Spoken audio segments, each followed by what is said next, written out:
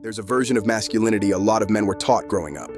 Be tough, stay quiet, never break, never slow down, never let anyone see weakness. And for a long time, a lot of us believed that was strength. But somewhere along the way, many fathers stopped becoming masculine and started performing it.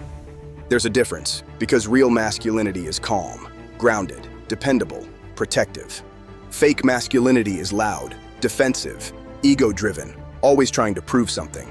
And you can see it everywhere. Men who put in a loud, obnoxious performance in the gym, but can't have an honest conversation with their wife.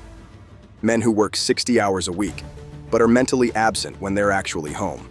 Men who talk about discipline online, but secretly feel completely lost when nobody's watching.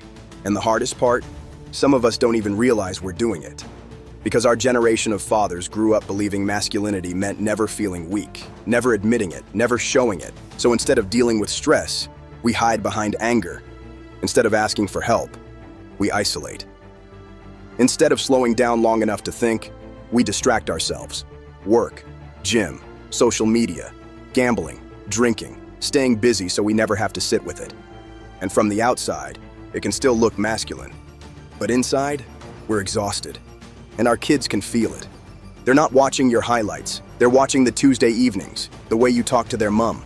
Whether you're actually present or just physically in the room, the way you handle it when things go wrong. They can't articulate what they're seeing, but they're recording it, and they'll carry it.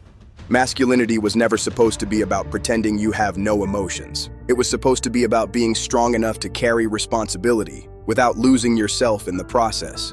A masculine man leads his family without controlling them, protects his children without emotionally disconnecting from them, trains hard without attaching his entire identity to how he looks, provides financially without believing money is the only thing his family needs from him. Because here's what your kids will actually remember. Not how alpha you looked, not the car, not the income, not the physique.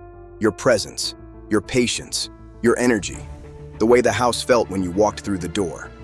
That's masculinity, and most of us were never taught that. And honestly, a lot of fathers are carrying serious weight right now.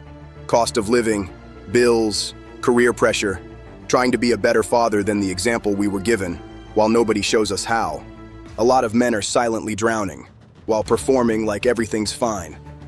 But here's what I need you to hear. Your anger is not strength. It's exhaustion wearing a mask. Your silence is not stoicism. It's isolation calling itself toughness. And pretending, no matter how convincing, is not the same as being strong. Anyone can fake confidence. Anyone can posture. Anyone can perform. Real strength is being honest enough to confront yourself. To admit when your health is slipping.